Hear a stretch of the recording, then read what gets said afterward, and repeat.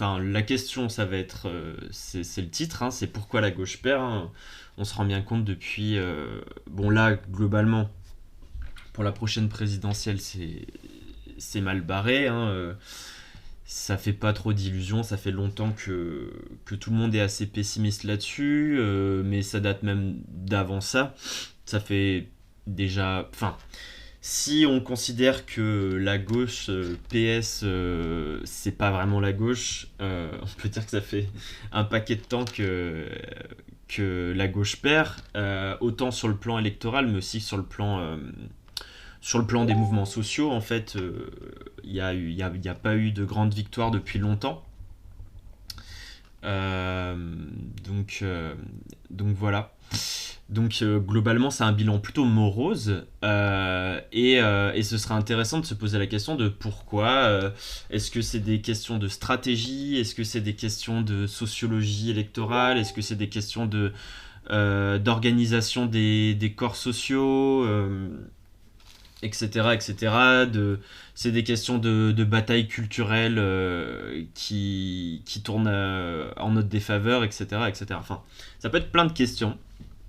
Et du coup, le Monde Diplo, ils ont sorti un gros dossier là-dessus, avec pas mal d'articles. Bon, moi j'en ai choisi juste un ou deux, sachant qu'ils sont assez longs et fournis pour pas mal d'entre eux.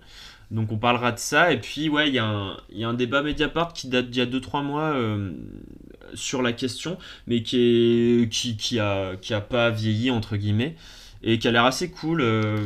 Il y a notamment il y a Nicolas Framont, le rédacteur de Frustration Magazine, il y a Aurélie Trouvé de Attaque, etc., qui interviennent là-dessus. Donc ça va être chouette. Glupatat, tu me demandes, t'as suivi un peu les space Twitter des derniers jours? Alors, pas trop. Alors, juste pour ceux qui connaîtraient pas. En fait, les space Twitter, enfin, moi je connais même pas vraiment. Je vois juste les notifications de temps en temps. En gros, j'ai vu qu'il y a des gros comptes d'influenceurs de gauche qui lancent en gros des. C'est quoi? En fait, c'est des débats. C'est des débats et tout le monde peut se connecter et donner son avis. C'est en vocal, hein, j'ai cru comprendre ça. J'ai écouté 5 minutes de ci ou de ça, mais pas beaucoup plus. Donc, si tu peux me dire un peu ce qui s'en est dit, ça m'intéresse. J'ai vu en gros, si j'ai cru comprendre, que ça a pas mal taillé le PCF notamment, là, donc le Parti communiste français, et plus particulièrement bah, leur candidat Roussel, Fabien Roussel, parce que régulièrement il lance des petites polémiques où il joue un peu sur le côté sécuritaire ou sur le côté patriote, et que ça plaît pas à pas mal de gens de gauche. J'ai vu que ça avait un peu parlé de ça. J'ai vu forcément qu'il y avait eu qu'on avait parlé du PS, et que je crois qu'il y avait quand même des gens du PS qui s'étaient fait pas mal cartoucher, enfin attaquer assez fort sur Twitter, quoi. Mais voilà, j'en sais pas vraiment plus, honnêtement, de mon côté. J'ai pas écouté ça en détail, c'était un peu long. Alors tu dis globalement, hier ça portait sur le PCF et cet après-midi sur la FI. Ah, et alors qu'est-ce que ça dit de la FI? Mais j'ai l'impression qu'à chaque fois qu'il y a un space là, de toute façon, c'est pour démonter. Enfin, en fait, c'est pour exercer des critiques en gros. Et bon, je vois pas forcément de mal à ça parce que justement, bon, y a des gens qui considèrent que ouais, si la gauche va pas bien, c'est parce qu'elle se tire tout le temps dans les pattes et tout. Mais moi, je trouve que c'est aussi quelque chose d'assez sain de savoir se critiquer, de savoir avoir des affrontements idéologiques. Alors après, bon, c'est un peu dommage quand ça part dans les attaques perso un peu basses et que ça sort des bails pas très intéressants. Ça, je trouve que ça en vaut pas vraiment la peine, mais ouais, il y a plein de critiques à faire sur tous les mouvements. Honnêtement, il n'y a aucun mouvement qui est exempt de reproches. Donc ouais, je trouve ça plutôt sain, moi, qu'il y ait ce genre de débat, en vrai. Alors salut, alors voilà, tu me dis, pour info, je suis Europe Écologie Les Verts et l'analyse m'intéresse, donc merci. Et bah, y a pas de souci, bienvenue à toi. Bienvenue sur le live. Je vois que c'est la première fois que tu viens, donc j'espère que ça va te plaire. Hmm. Juste avant de commencer vraiment l'émission, je fais juste une petite pub du coup, en 2 secondes. Bon bah déjà pour les personnes qui sont pas encore qui suivent pas encore ma chaîne, bah n'hésitez pas à cliquer sur follow sur ma chaîne Twitch, ça fera plaisir. Ensuite, je suis aussi sur Facebook et Twitter. Bon, je commente pas beaucoup, hein, l'idée c'est juste voilà, d'informer des prochains lives, etc. De donner des infos de quand est-ce que je vais stream, sur quel sujet, tout ça, ça vous permet d'éviter d'en louper. Donc je vous mets en 2 secondes le lien Twitter et Facebook de mes réseaux sociaux. Hop. Et puis, si justement ça vous plaît, que vous avez envie de voir les anciennes émissions que j'ai faites, que j'ai faites, je ne sais pas. Il y a ma chaîne YouTube où je mets toutes les rediffusions, enfin toutes celles qui ne sont pas coupées par YouTube, mais la plupart passent. Donc voilà. Voilà. Alors, je regarde un peu, j'ai vu qu'il y avait des messages dans le chat.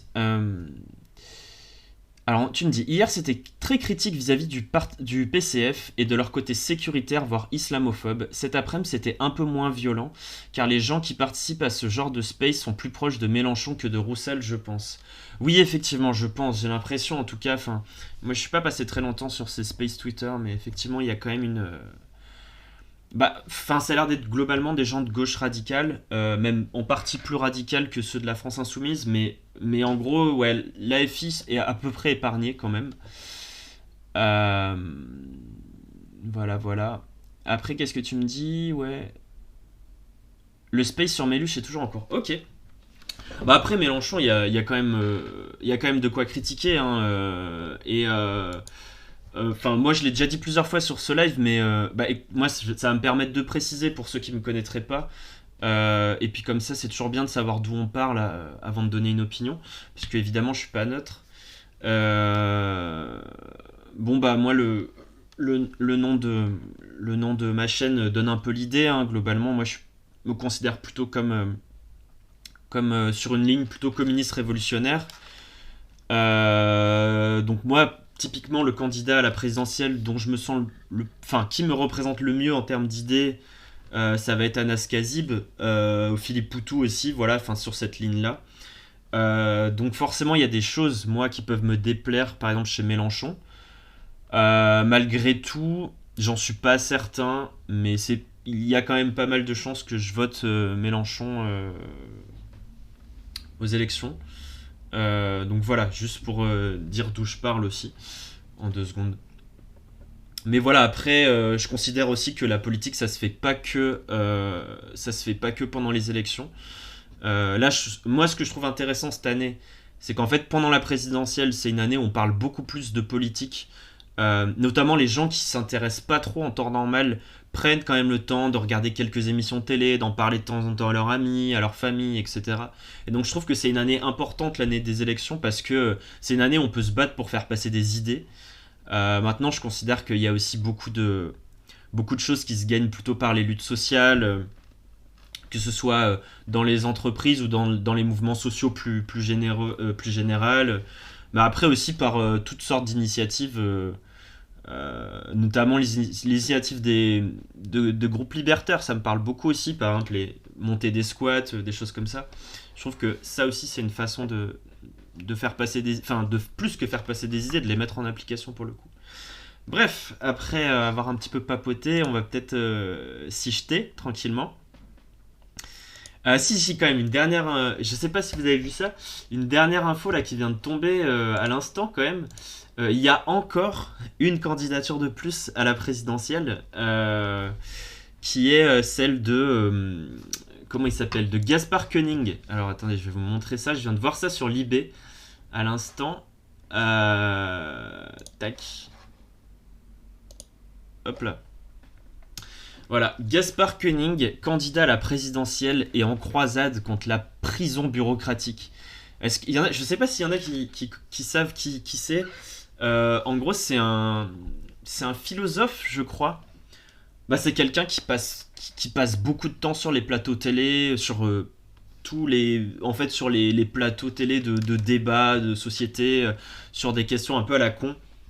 Et lui, il est souvent invité pour représenter le libéral, mais alors le libéral pur et dur, quoi, dans le sens où lui, c'est vraiment quelqu'un, parce qu'en fait, il y a beaucoup de faux libéraux, c'est-à-dire de gens qui parlent notamment du fait qui souhaitent un marché libre et non faussé, mais qui en même temps veulent un État qui soit toujours au chevet des entreprises. Alors que moi j'ai l'impression quand j'écoute Koenig que lui il veut vraiment le moins d'état possible de façon générale quoi. Il veut le moins d'état possible dans tous les pans de la société. C'est vraiment l'idée libérale chacun se débrouille par ses propres moyens quoi. En gros.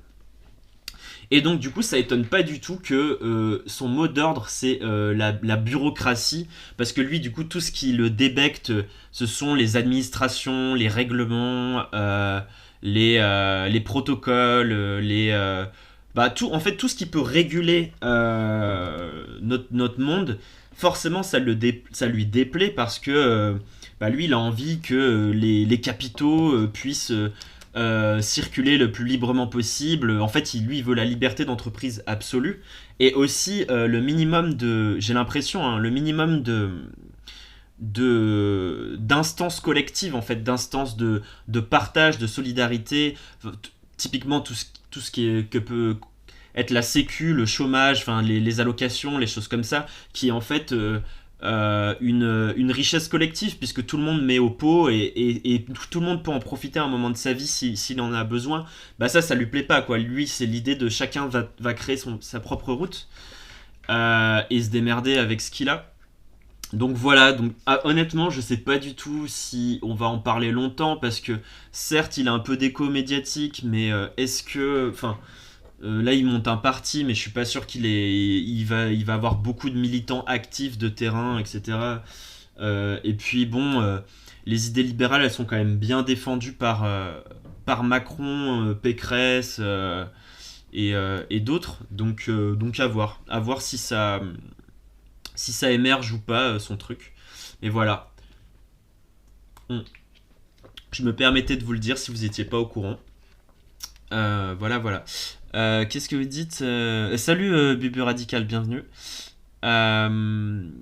Ouais, bien perché le Gaspard, ouais, je suis un peu d'accord. Ouais, effectivement, t'as raison. Tu dis libertarien, c'est plutôt ça, ouais, effectivement, libertarien, on peut dire ça comme ça. Bon, je vous propose qu'on... D'ailleurs, c'est quelqu'un... Voilà, typiquement, Gaspard Koenig, et ça c'est intéressant, je trouve, justement quand on est de gauche, il y a une idée de gauche une idée qui arrive régulièrement dans certains camps de la gauche, qui est la question du revenu universel.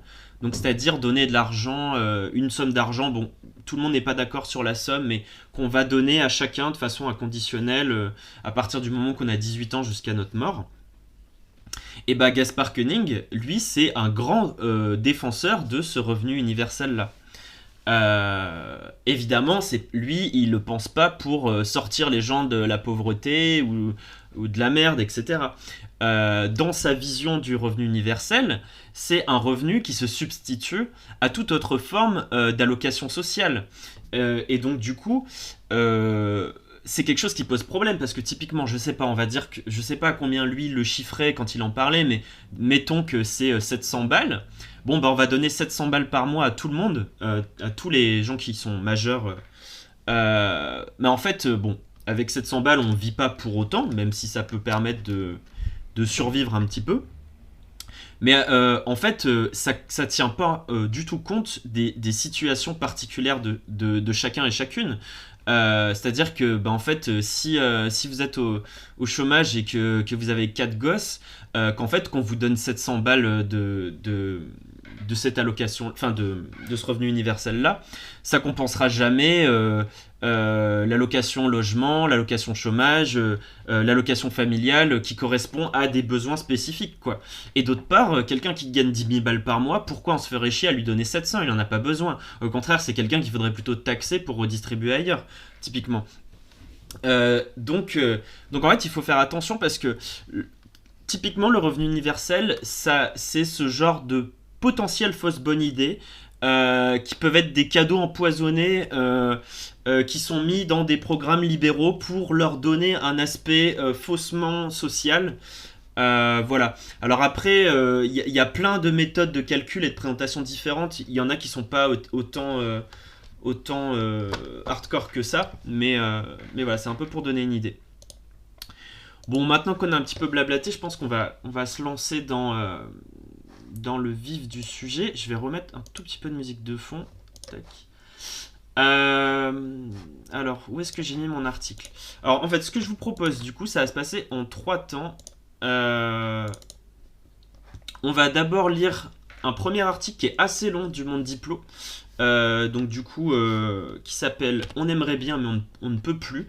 Donc ça parle de pas mal de choses, enfin de pas mal de phénomènes dans la vie politique de gauche de ces dernières années.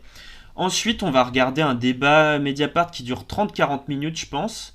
Et puis on refera un dernier article. Comme ça fait un petit peu varier les supports, quoi. Alors, qu'est-ce qui est écrit juste dans le chat avant? Bubu Radical, tu dis ça pue, ça ressemble vachement au projet de fusion des aides sociales de Macron, c'est pas du Friot. Oui, oui, voilà, c'est clair. Bah d'ailleurs, donc Friot, pour ceux qui connaîtraient pas, donc Bernard Friot, qui est un économiste communiste, qui notamment a écrit pas mal de livres pour défendre le salaire à vie. Lui, du coup, fait une proposition qui est totalement différente de celle de Gaspard Koenig. Et il y a eu plusieurs... Je pense que vous pouvez retrouver facilement sur YouTube. Il y a plusieurs débats où ils se sont rencontrés, où ils parlent justement chacun de ce qu'ils parlent comme projet. Et on voit bien que ça mène pas du tout au même type de société. Et c'est pas du tout le même type de solidarité, etc. Donc c'est assez intéressant. Et oui, justement, ça s'oppose complètement, les deux visions. Et on a Alors Voilà qui nous dit comme je découvre la chaîne, je me permets, Milton Friedman et son école de Chicago sont à connaître. Naomi Klein en parle super bien dans la stratégie du choc. Oui, alors notamment, bon, en 2 secondes, l'école de Chicago, c'est l'école de pensée qui a un peu fondé les théories du néolibéralisme dans les années 70.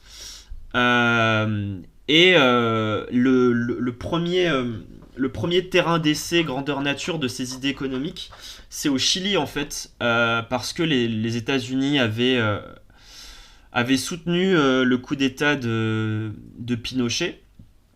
Donc encore une fois, enfin ça je le dis régulièrement dans mes lives, mais encore une fois ça prouve que les libéraux et l'extrême droite peuvent parfaitement bien s'entendre. Et s'entendent même très... Enfin, il y a plein d'exemples historiques qui montrent qu'il y a une alliance tout à fait objective qui peut se créer, notamment quand la gauche devient dangereuse. Là, en l'occurrence, c'était le cas, puisqu'il y avait Allende, un socialiste, qui avait été au pouvoir. Donc oui, dans ce genre de cas, les libéraux ont aucun problème à soutenir les réactionnaires, les fascistes, etc. Parce que, bon, même si c'est pas forcément exactement leur ligne politique, ils savent que leurs intérêts seront préservés. Et en l'occurrence, c'est le terrain d'essai où on a mis en place les idées libérales à fond sur le plan économique, quoi. Bref, je suis complètement en train de me perdre, donc je vais commencer. Désolé, je réagis un peu sur le chat. Alors on commence la lecture du coup de ce premier article de Benoît Bréville et Serge Halimi. Je commence. L'échec ne concerne pas seulement la France, et la victoire de la gauche au Chili ne suffit pas à annuler le problème. Ces 20 dernières années, le capitalisme a enchaîné les crises, des marées humaines ont réclamé que leurs dirigeants dégagent sans que l'ordre néolibéral en place soit sérieusement ébranlé pour autant. Et c'est l'extrême droite qui progresse. Les erreurs et les reniements de la gauche au pouvoir, en particulier en Europe, expliquent qu'elle n'ait tiré aucun bénéfice du mécontentement général. Mais au-delà de son bilan de faillite, quelle perspective sérieuse conserve-t-elle de transformer la société quand son divorce avec les classes populaires est presque partout consommé ? Bon là ça pose vite fait les bases, cette petite intro. Et oui justement, bon là je vais pas commenter vraiment, mais on va un petit peu parler, il y a un article qui sera consacré uniquement justement aux classes populaires et à comment parfois leurs attentes sont pas prises en compte par les programmes ou les discours de gauche, quoi. Je vais baisser un tout petit peu la musique, ça me dérange quand je lis. Voilà. Euh, Alors que la France va vivre dans 3 mois une élection présidentielle, le sentiment que la gauche va la perdre l'emporte assez largement. Il est d'autant plus puissant que même dans l'hypothèse improbable où elle se retrouverait unie le temps d'un scrutin, les diverses tendances qui composent cette famille n'ont plus grand-chose en partage. Comment gouvernerait-elle ensemble, alors qu'elle s'oppose sur des questions aussi essentielles que la fiscalité, l'âge du départ à la retraite, l'Union européenne, la poursuite ou l'arrêt du nucléaire, la politique de défense, les relations avec Washington, Moscou et Pékin. Seule la peur commune de l'extrême droite les réunit encore. Alors ça, c'est un premier point que avec lequel je souscris complètement. Euh, Moi, j'avoue qu'il y a un truc qui me fatigue un peu depuis un moment. C'est, vous avez forcément dû observer ça si vous écoutez des interviews politiques de temps en temps. Dès qu'il y a un candidat qui est considéré comme dans le camp de gauche, qui passe sur un plateau télé et qui a une interview, on lui pose au moins trois quatre questions sur mais pourquoi il fait pas alliance avec machin, pourquoi il prend pas part à la primaire populaire, pourquoi ils font pas de programme commun, etc. etc. Et souvent, euh, le, on va dire la petite ritournelle qui revient dans la bouche des journalistes, c'est une guerre d'ego. Et en fait, ça me saoule un peu. Alors certes, évidemment qu'il faut avoir un sacré ego pour se présenter à une présidentielle, ça c'est évident. En attendant, en fait, y a de très bonnes raisons pour lesquelles certains candidats s'allient pas, parce qu'en fait, ils ne s'entendent pas nécessairement, quoi. Par exemple, enfin là, sur les points qu'on prend en compte, l'âge du départ à la retraite. Euh, Typiquement, par exemple, Mélenchon, lui, il est sur 60 ans.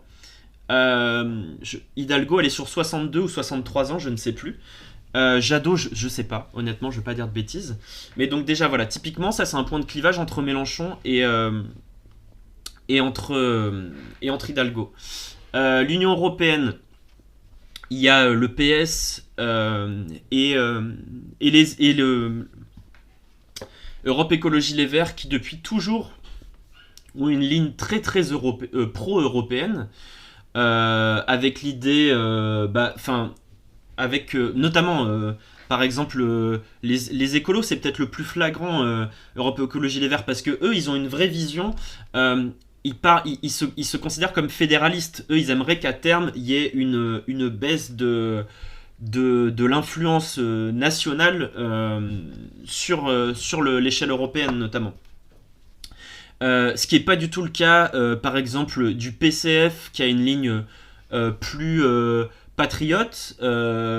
Pareil, même pour la France Insoumise. La France Insoumise, typiquement, bon, Mélenchon, il y a 5 ans, il avait son plan A et son plan B qui était de dire plan A, je propose de changer les traités européens parce que effectivement l'Union européenne pose problème parce que elle impose notamment une économie extrêmement libérale sur plein de points, avec notamment l'obligation de ne pas dépasser un certain taux d'inflation, avec une politique agricole qui favorise l'agriculture industrielle, etc., etc., avec très peu de barrières douanières, etc.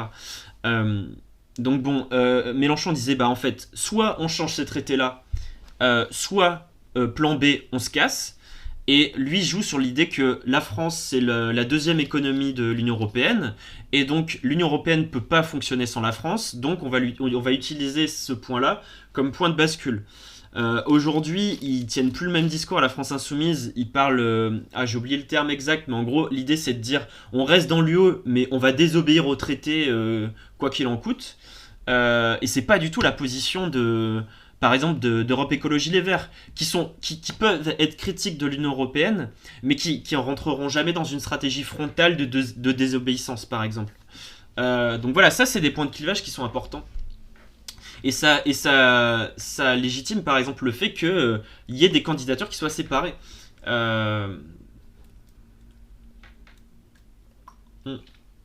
Sur la question du nucléaire, c'est un point de clivage par exemple entre le PCF et la France Insoumise.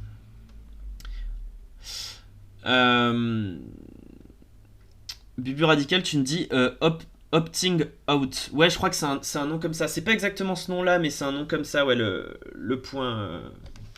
Enfin bref, on va continuer un peu. Mais en tout cas, c'est bien de le rappeler aussi, de dire que c'est pas que des questions d'ego. Il y en aura forcément un petit peu, mais il y a aussi vraiment des questions de désaccord idéologique et programmatique. Et en fait, on si au lieu de rassembler 25% en cumulé, ça en rassemblait 40, on se casserait pas autant la tête, c'est-à-dire que tout le monde se présenterait en même temps, il y en aurait un qui arriverait au second tour, normalement, et les autres se mettraient derrière. Mais là, le problème, c'est qu'on n'en est pas au même niveau, quoi. On parle de garde d'ego parce que les candidats ne veulent pas se retirer. Oui, mais parce qu'en fait, c'est difficile de se retirer au profit de quelqu'un qui ne défend pas les mêmes idées que toi. Euh, Après, bon, il y en a honnêtement, il y en a certains sur lesquels je trouve qu'il n'y a pas tant de différence que ça et qui pourraient faire certains efforts, mais il y a quand même plusieurs lignes. Il y a quand même plusieurs lignes. Euh, donc bon.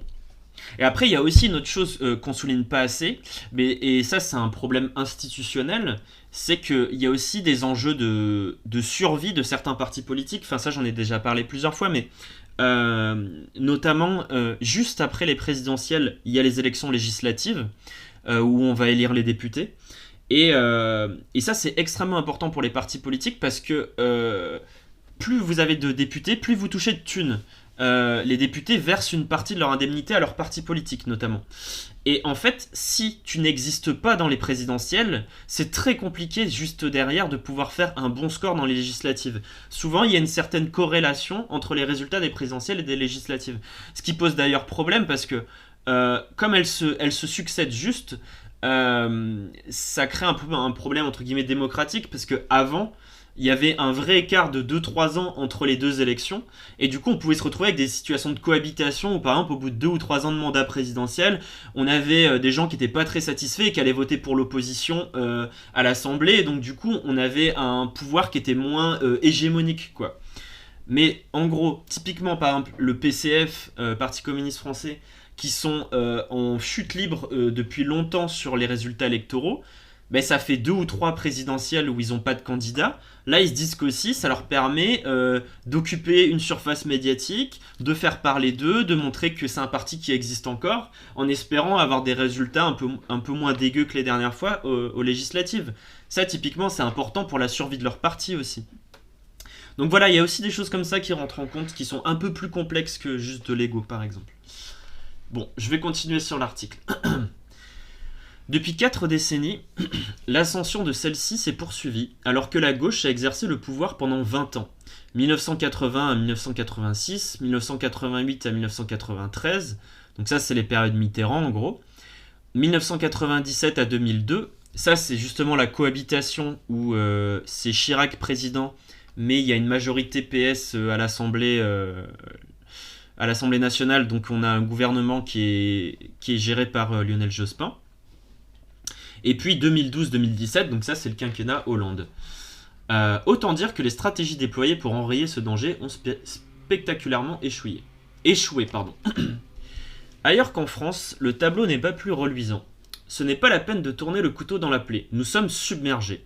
La gauche est détruite dans toute une série de pays, admet M. Jean-Luc Mélenchon, qui paraît faire la course en tête à gauche, mais derrière plusieurs candidats de droite et d'extrême droite. Ouais, c'est vrai que là, ils le disent juste après, donc je vais pas le dire. En 2002, les sociodémocrates dirigeaient 13 des 15 gouvernements de l'Union européenne. 20 ans plus tard, il n'y en a plus que 7 sur 27. Allemagne, Finlande, Suède, Danemark, Espagne, Portugal et Malte.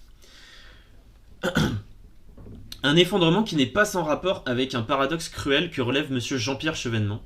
Je cite: la mondialisation néolibérale, à travers la liberté de circulation des biens, des services, des capitaux et des hommes, se trouve mise en cause non pas par la gauche, largement ralliée au social-libéralisme, mais par la droite dite populiste.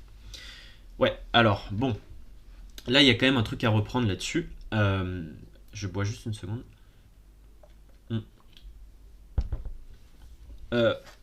Là où il a raison, Chevènement, effectivement, et en fait c'est ça moi je pense qui pose problème, mais on va y revenir pendant la soirée là-dessus, mais ce qui pose problème c'est que quand on parle du fait que oui il y a 20 ans il y avait beaucoup plus de gouvernements de gauche en Europe, mais c'est des gauches sociodémocrates, style nous, le quinquennat Hollande qu'on a eu. Et donc, les sociotraîtres, dit Bubu Radical. Oui, voilà, c'est ça. C'est-à-dire que quand on est de gauche un peu radical, on a même du mal à leur apposer le mot gauche et dire même juste gauche modérée ou gauche libérale ou centre-gauche. On a l'impression que c'est un petit peu salir le terme, quoi.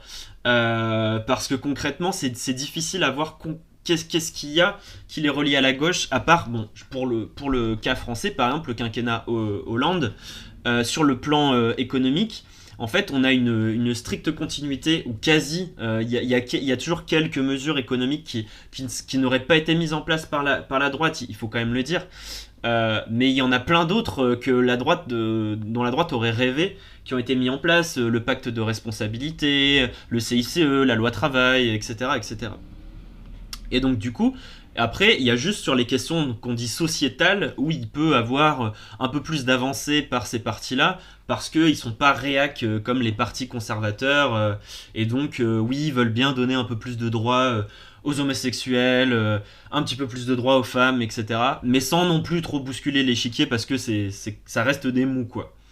Mais donc, effectivement, quand on a à un moment donné une majorité de social-démocratie hyper modérée sur les questions économiques, et ben ça crée aussi du mécontentement envers le mot gauche plus généralement, et donc ça fait qu'il y a plein de gens qui se détournent de tous les partis de gauche à cause de ça. Et donc là, ils nous disent que, enfin, Chevènement dit que, en gros, il y a plus de critiques des libertés de circulation des biens, des services, des capitaux et des hommes par la droite dite populiste. Donc, en gros, c'est la droite style Trump, Orban, Bolsonaro. En France, c'est Le Pen, Zemmour, etc. Ça, c'est quand même une sacrée hypocrisie. Alors, la liberté de circulation des hommes, ça c'est clair, parce que enfin des humains en tout cas, ça c'est clair, puisque évidemment c'est des partis qui sont xénophobes et qui veulent pas d'immigration, ou le moins possible d'immigration. Mais sur la question des biens, des services, des capitaux, il y en a un certain nombre qui se déclarent protectionnistes, etc. Mais enfin, quand on se rend compte, quand ils sont au pouvoir, ils ne changent globalement pas le système économique. Il y a une certaine forme de statu quo qui se poursuit, quoi. En gros. Et sur cette question-là, bon, j'en ai parlé plein de fois, mais je trouve par exemple François Bégodeau hyper éclairant là-dessus. Il formule très bien l'hypocrisie de cette extrême droite-là, qui se prétend anti-libérale ou illibérale, comme dit par exemple Orban, mais qu'en fait, globalement, ils n'ont aucun problème à ce que on continue. Alors, ils ont une certaine forme de patriotisme économique, mais en fait, qu'est-ce qu'on en a à foutre de entre guillemets défendre l'économie d'un pays en termes de patrie, si l'argent qui est produit au niveau national est toujours aussi mal réparti. C'est-à-dire qu'en gros, si les prolos restent toujours aussi pauvres, qu'il y a toujours autant de chômage, qu'il y a toujours autant d'inégalités, de précarité, d'attaque des services publics, d'attaque de tous les mécanismes de solidarité, en fait, concrètement, on s'en fout globalement qu'ils aient sauvé une ou deux délocalisations par-ci par-là. Ça change absolument que dalle, quoi. Et donc, ouais, là-dessus, le dernier livre de Bégodeau, ou les derniers débats de Bégodeau sont assez chouettes. J'en ai commenté un ou deux sur la chaîne. Si vous voulez aller les voir, ils sont sur YouTube. Je continue en attendant. Une telle mise en cause aurait dû favoriser la gauche de gauche. Voilà, en opposition avec ce que disait Bubu Radical, la gauche de droite. Voilà. Or, le paysage n'est pas plus riant de ce côté-ci. En Grèce, Syriza a été sommée par ses créanciers de durcir les politiques économiques et financières qu'elle s'était engagée à combattre. Elle s'y est résignée, puis a perdu le pouvoir.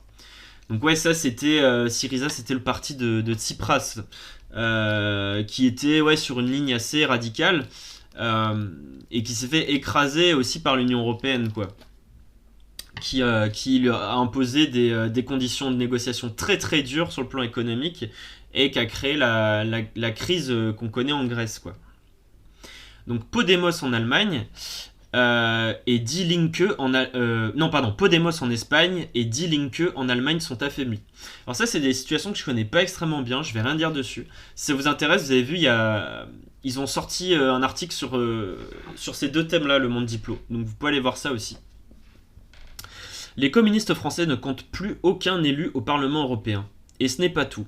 Après avoir dirigé le parti travailliste britannique en cherchant à le dégager de son ornière blairiste, donc blairiste ça vient de Tony Blair, qui était un sociodémocrate mou de droite, qui avait été Premier ministre en Angleterre, enfin au Royaume-Uni. Pour reprendre la phrase, après avoir dirigé le parti travailliste britannique en cherchant à le dégager de son ornière blairiste, monsieur Jeremy Corbyn siège dorénavant parmi les non-inscrits, alors qu'aux États-Unis, monsieur Bernie Sanders, qui lui aussi espérait donner une nouvelle identité à une formation ayant organisé la mondialisation néolibérale, a vu s'écrouler en moins d'une semaine sa campagne présidentielle. Il n'y a guère qu'en Amérique latine que la gauche trouve encore des motifs de réconfort. Avec un article là qui relie sur le Chili. Le Chili, là, il y a eu beaucoup de bruit médiatique là-dessus. Sur la victoire d'un candidat de gauche au Chili, j'ai pas suivi du tout. Je sais pas ce que ça a donné. En gros, ce que je sais en 2 mots, c'est que il y avait pas, typiquement, voilà, il n'y avait pas d'union de la gauche au premier tour, il y avait plein de partis de gauche différents, et au second ils se sont tous mis derrière lui parce qu'il était au second tour face à un candidat d'extrême droite, et ils ont fait un accord de gouvernement avec lui, donc je sais pas ce que ça va donner du tout, j'ai pas encore suivi, j'irai lire ça un de ces jours. Moi j'ai toujours un peu peur honnêtement que quand vous faites un accord de gouvernement avec différents groupes de gauche, ce soit toujours les plus modérés qui prennent le dessus et que du coup on est quelque chose d'assez fade et de tiède qui en ressorte, quoi. C'est un peu ma crainte honnêtement. Alors pour la suite, pour être réalisés, les objectifs de transformation sociale doivent être adossés à un puissant mouvement des classes populaires. Nul n'ignore plus que la conscience des échecs d'une politique, voire de l'illégitimité d'un système, n'enfante pas automatiquement la volonté de les terrasser. Quand les instruments pour y parvenir font défaut, la révolte ou la colère cède souvent le pas à la débrouille, au sauve-qui-peut, ou à la conviction que les droits sociaux du voisin constituent des privilèges.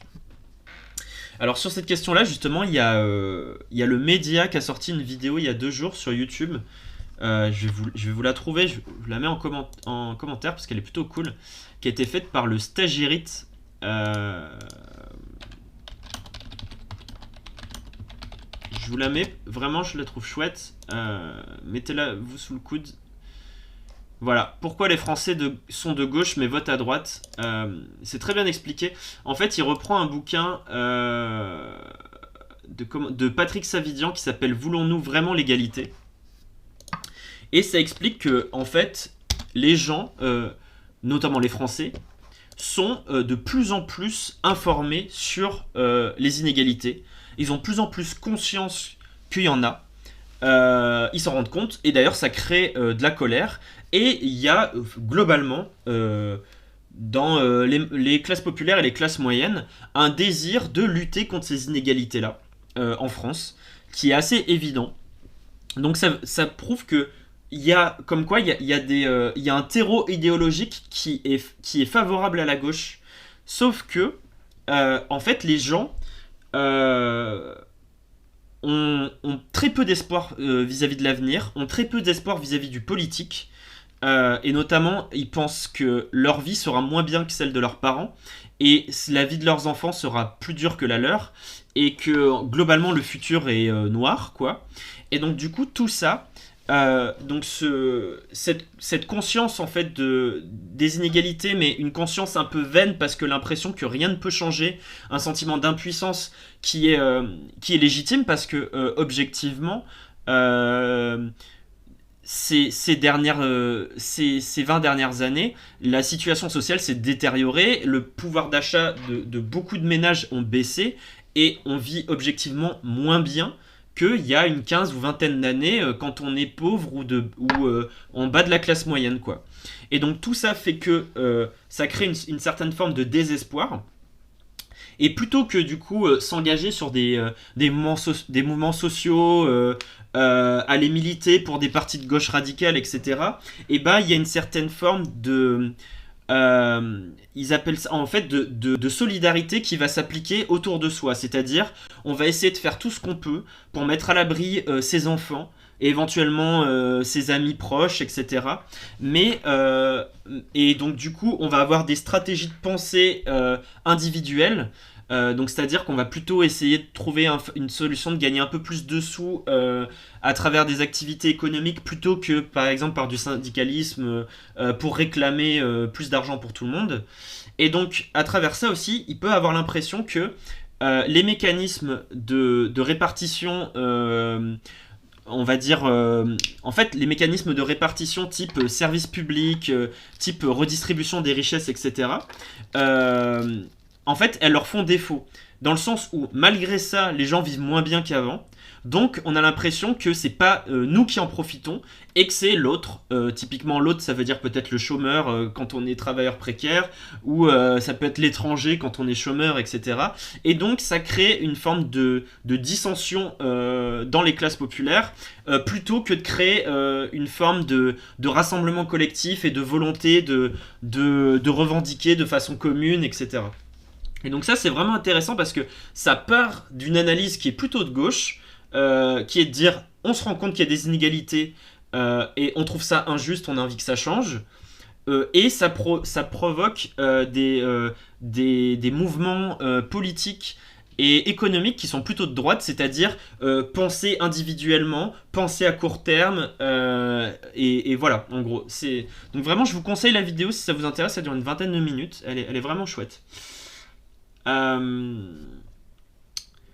Donc voilà, et ça continue juste sur la phrase d'après. Ce terreau favorise alors les conservateurs et l'extrême droite, et c'est exactement ça. Et là, on voit qu'aujourd'hui, le premier vote des ouvriers, c'est le Rassemblement national depuis un moment. Donc on voit bien que ça crée ce truc-là aussi, quoi.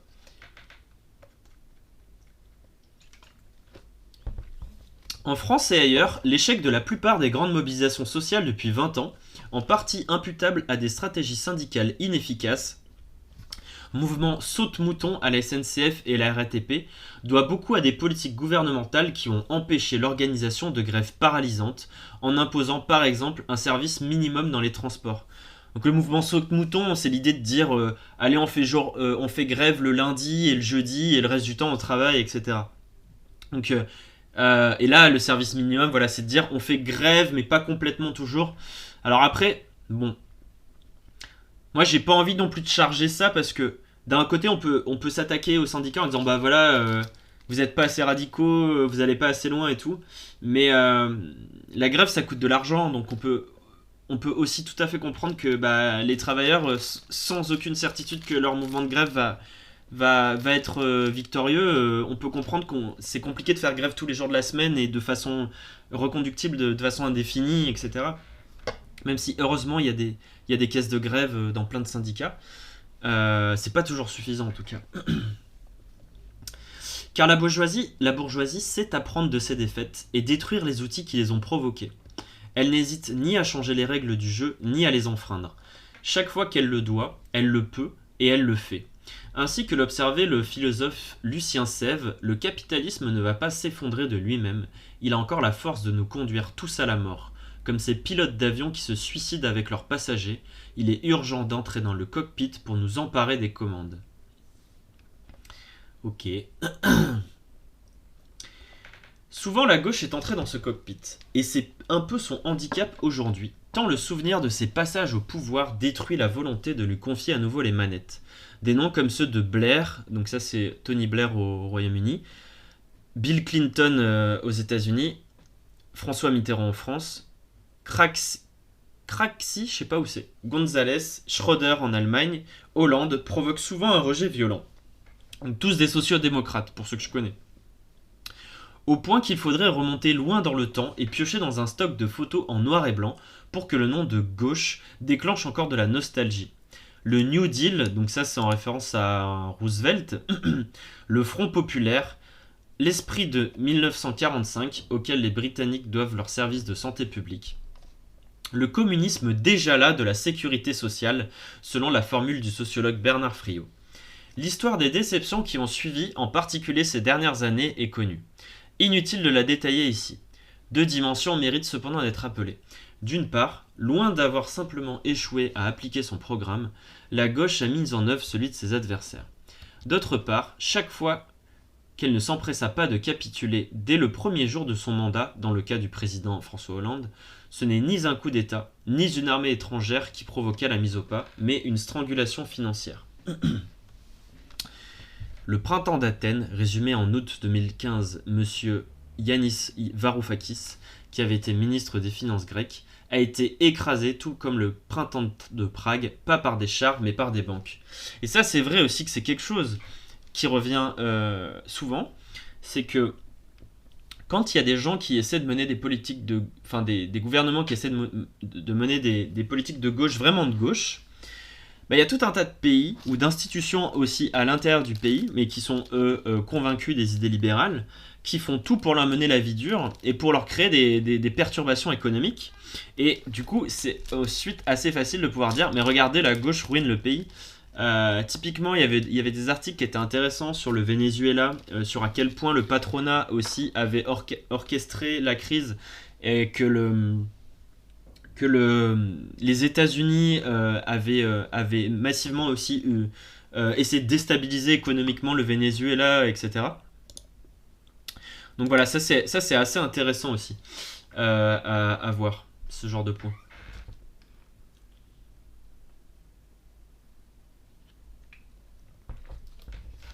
Et l'ennemi était souvent à l'intérieur. Jusqu'à une date récente, nul n'envisageait qu'un ancien Premier ministre travailliste se convertisse dans le privé et fasse fortune en louant ses services à la banque Barclays et à JP Morgan, ou qu'un ancien ministre des Finances socialiste devienne directeur général du Fonds monétaire international, FMI. Donc ça c'est Dominique Strauss-Kahn pour le coup. Et bonsoir camarades soviets, bienvenue sur le stream.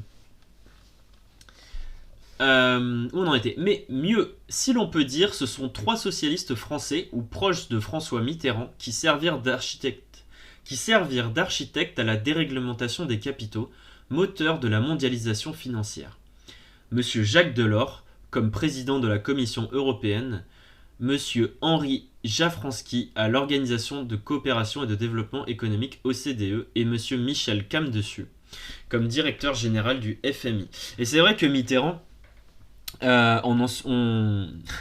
les gens, les fans de Mitterrand, notamment au PS, etc. Là, en plus, on en parle parce qu'il y a quelques jours, c'était l'anniversaire de sa mort, et donc du coup, on a Anne Hidalgo et puis plein d'autres socialistes qui vont poser des fleurs sur sa tombe, etc. Pour nous rappeler comment c'était un dirigeant formidable. Mitterrand, il avait suscité énormément d'espoir avec sa victoire et notamment son alliance aussi au second tour avec le Parti communiste qui avait donné le programme commun, etc. Mais en fait, au bout de 2 ans d'exercice du pouvoir, en 83, il y a le tournant de la rigueur, et là il y a une mise en place violente des idées de la libéralisation économique, de pouvoir développer les marchés, etc., de mettre moins de limites au patronat. C'est le début aussi c'est un début de libéralisation des services publics, etc. Donc ouais, ça aussi, faut bien se rappeler que c'est l'œuvre du Parti Socialiste de l'époque. Qui, aujourd'hui, quand même, il y a beaucoup de gens, au moins qui sont un minimum politisés, qui ont bien conscience que le Parti Socialiste est pas de gauche, mais à l'époque, c'était pas la même chose.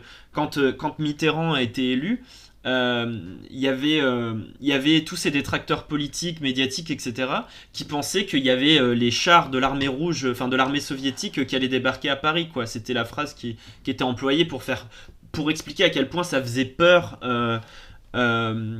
aux propriétaires, aux financiers, etc., pensaient qu'ils allaient se faire dépouiller, alors qu'au final, pas du tout, quoi.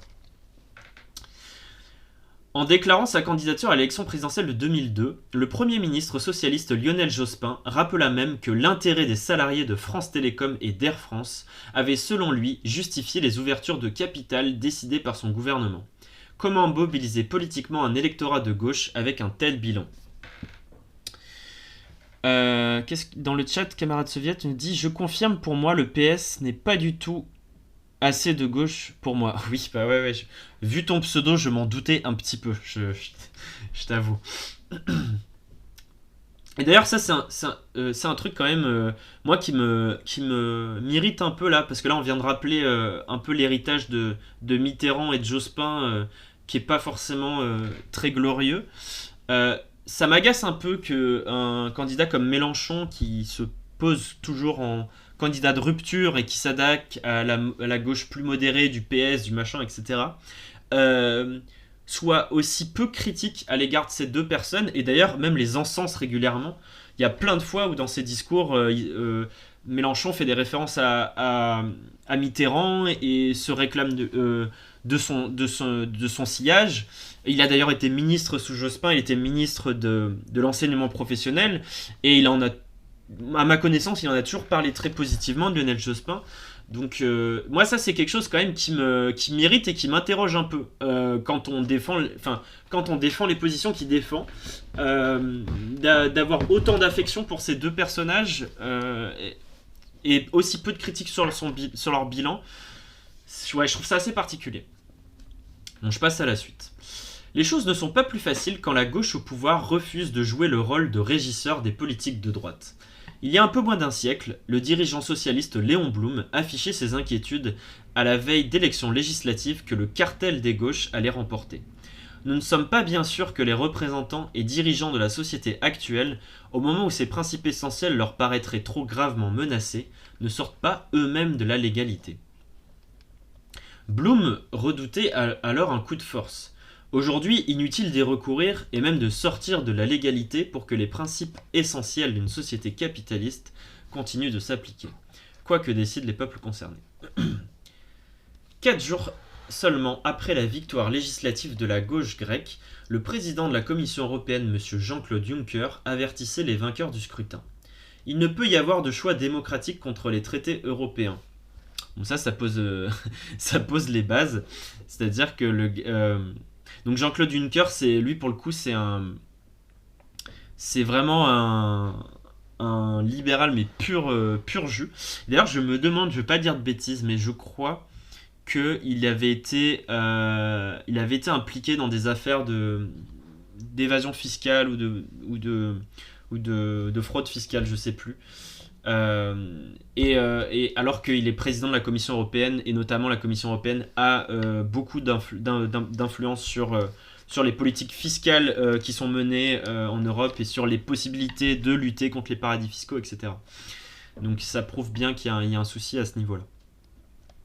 Ce verrou des structures, ce sentiment que presque tout est devenu impossible, sont désormais tellement ancrés dans les textes et dans les têtes des gouvernants que lorsqu'en novembre dernier, on annonça au ministre des Comptes publics que 90% des Français réclamaient la suppression de la taxe sur la valeur ajoutée sur 50 produits de première nécessité, il répliqua, je cite, « Il faudrait en débattre des années avec les commissions européennes car instaurer une TVA à 0% n'est pas possible dans le cadre des règles actuelles.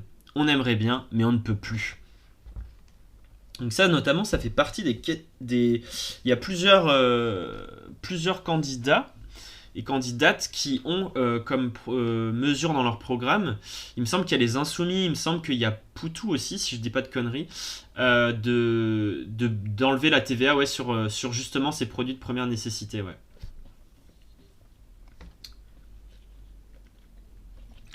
Et donc ça rentrerait en opposition avec les traités européens. Tu nous dis, de toute façon, la fraude, c'est une tradition à force de l'impression. Mais en plus, il y a la particularité que Jean-Claude Juncker, il est luxembourgeois à la base, donc le Luxembourg qui est un paradis fiscal de base. Donc oui, là, il y a quand même certains conflits d'intérêts, je trouve, mais bon. Cette invocation répétée de l'impuissance a fini par discréditer le débat politique. Les partis, vidés de leurs adhérents, 22 000 pour le Parti Socialiste en 2021, contre près de 200 000 40 ans plus tôt. Putain, ils ont perdu tellement, quoi. Ils ont 90% de leurs adhérents, c'est un truc de ouf. N'apparaissent plus comme les leviers d'un éventuel changement, mais comme des machines électorales qui encouragent l'entre-soi, les guerres de chefs et les conflits d'ego. Soucieux de se démarquer de cet univers qu'ils jugent corrompu, de nombreux militants se tournent vers d'autres formes de lutte, horizontales, inclusives, participatives. Ainsi, les manifestations des printemps arabes, ceux d'Occupy Wall Street, de Nuit debout ou des Gilets jaunes, tous ont refusé de se doter de leaders par peur de la personnalisation, de bâtir des organisations hiérarchiques pour éviter l'autoritarisme, de nouer des alliances avec des partis ou des syndicats par crainte de la récupération, ou de s'inscrire dans le jeu électoral assimilé à un monde de manigance et de compromission. Ça, c'est intéressant. Après, je pense qu'il y a quand même moyen de créer des organisations. Alors, est-ce que c'est des partis politiques? Je ne sais pas, mais en tout cas des organisations structurées, sans forcément qu'on ait un déni de démocratie et un autoritarisme. Et après, il faut poser dès le fondement de la création de l'organisation, avec des statuts bien précis et un contrôle important de la base. Mais je pense qu'il y a moyen de faire des choses. Il y a des syndicats quand même. Par exemple, un syndicat comme Solidaire, qui est plus si minoritaire. Enfin, ça reste pas un syndicat majoritaire en France, mais qui par rapport à d'autres, a pris un peu plus d'influence. C'est un syndicat qui a quand même beaucoup de pratiques d'autogestion, beaucoup de pratiques de délibération, de répartition du pouvoir décisionnel, etc. Donc, faut pas renoncer. Je pense qu'il y a encore des choses à faire de ce point de vue-là, notamment. Et que dalle 74, tu me dis, et la corruption. Alors, je suppose que tu nous parles de l'Union Européenne à ce niveau-là. Ok. Oui, effectivement, oui, il y a probablement de la corruption avec notamment l'influence des lobbies, etc. Même si je pense que c'est pas le nœud du problème, mais ouais, ça en fait partie quand même, quoi. On en est où de cet article? On n'a pas fini encore. Mais il est arrivé que cette quête de la pureté se fasse au détriment de l'efficacité. Le 15 octobre 2011, le mouvement Occupy a rassemblé des millions de personnes dans 952 villes à travers 82 pays. La plus grande mobilisation planétaire de l'histoire. Il n'a rien obtenu. Les Gilets jaunes ont enchaîné des dizaines de samedis de défilés, le plus long mouvement social observé en France. Eux non plus n'ont pas obtenu grand-chose. Et les printemps arabes. 10 ans après les rassemblements de la place Tahrir en Égypte, le pays subit le joug de la dictature de M. Abdel Fattah al-Sisi, plus terrible encore que celle de Hosni Moubarak, le président déchu en 2011. Les jeunes qui guidaient ces mouvements rejetaient toute forme d'organisation verticale, explique Hicham El-Alaoui au sujet des printemps arabes. Bonjour. Pourquoi, après avoir vu des décennies de corruption, ils se méfiaient du système politique, le jugeaient sale, corrompu. Pour conserver leur idéalisme, il leur fallait rester pur. Mais vous avez beau faire pression en rassemblant des gens dans la rue, si cette pression ne se trouve pas de traduction dans le système politique, vous êtes marginalisé. Dans ce genre de cas, l'équation est simple. Sans organisation, pas d'influence. Sans influence, pas de résultat. Et ça, malheureusement, je suis assez d'accord. Je suis assez d'accord. En fait, mais en même temps, c'est terriblement décourageant, quoi. Quand tu t'es battu, quand tu fais un mouvement social d'ampleur, etc., et que tu te bats pour virer tes dirigeants et qu'au final, juste après, il se passe la même chose, c'est vrai que ça peut être décourageant pour pas mal de gens. Mais en fait, ça, je pense que c'est un point de clivage, notamment dans la gauche radicale, entre les traditions politiques du communisme et de l'anarchisme, où le communisme part quand même sur l'idée de créer des structures de masse, des structures politiques organisées, parfois malheureusement hiérarchisées, parfois trop, mais en tout cas avec un certain nombre de protocoles décidés plus ou moins démocratiquement. Ça, c'est le point dommage. Mais en tout cas, l'idée de créer des organisations de masse pour pouvoir peser politiquement. Alors que dans les traditions anarchistes, en tout cas ces dernières décennies, on en est beaucoup plus aux petits groupuscules qui montent des actions locales, etc. Et parfois qui fait des trucs super, hein, notamment euh, la majorité des squats qui sont montés en France, euh, ils sont tenus souvent par des gens qui sont plutôt de sensibilité politique anarchiste. Et, euh, et ça, c'est aussi des choses qui sont ici et maintenant, c'est quelque chose de concret. Quand tu crées un squat, ça veut dire que aujourd'hui, il y a des gens qui, au lieu de dormir dans la rue, dormiront dans un bâtiment qui, en plus, appartient à un type qui a tellement de thunes qu'il a même pas pensé à l'occuper, quoi. Euh, donc ça, je trouve que politiquement, c'est assez fort et que ça a une répercussion concrète sur la vie des personnes qui sont logées. Mais ça reste de l'échelle locale, ça reste de l'échelle précaire, de la petite initiative, etc. Et, euh, et c'est vrai que moi, même si il y a beaucoup d'idées anarchistes qui me parlent, j'ai du mal à comprendre comment, avec cette stratégie, on peut renverser des forces aussi puissantes que celles du capitalisme, en fait. Et c'est vrai que la stratégie communiste, qui est quand même de bâtir des grosses organisations politiques de masse, pour à un moment donné pouvoir prendre le pouvoir de l'appareil d'État, ça a aussi du sens, quoi. Camarade soviète, tu nous dis les anarchistes, je les trouve spontanéistes. Oui, je vois ce que tu veux dire, mais en même temps, comment dire. Moi, enfin, déjà de base, je vais pas forcément clasher des gens qui se battent, qui prennent des risques en plus sur le plan aussi juridique et obtiennent des résultats concrets. Peut-être qu'ils sont un peu qu'on les minimes, mais c'est quand même des résultats. Et en fait, je peux comprendre que parfois, justement par découragement comme ça, après des décennies d'histoire politique où la gauche enchaîne les défaites, les désillusions, les machins, que tu dis, bah en fait, à l'échelle, typiquement à l'échelle nationale, je me sens impuissant, mais là, je vais pouvoir monter quelque chose à côté de chez moi, avec des gens que je connais, et au moins je vais pouvoir aussi lutter contre ce sentiment d'impuissance, et en même temps quand même avoir une action politique, un message qui a du sens. Moi ça je comprends ça aussi, enfin, je trouve que c'est respectable, quoi, comme façon de faire.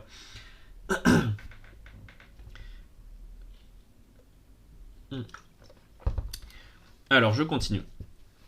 D'où un sentiment de résignation, sinon de fatalisme, et la recherche d'autres terrains de lutte. Puisque des millions de personnes battant le pavé ne suffisent pas à changer le monde, de nombreux militants privilégient dorénavant des alternatives locales, des initiatives concrètes leur permettant de subvertir une organisation sociale qu'ils réprouvent. Bah voilà, c'est exactement ce que je viens de dire, c'est marrant, j'ai pas fait exprès, hein.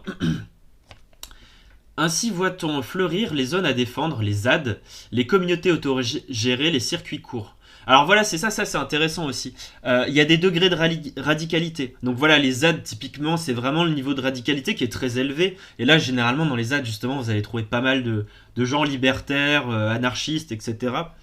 Et là, c'est quand même un degré de radicalité qui est très élevé parce que, bah déjà, c'est des conditions de vie qui sont pas évidentes.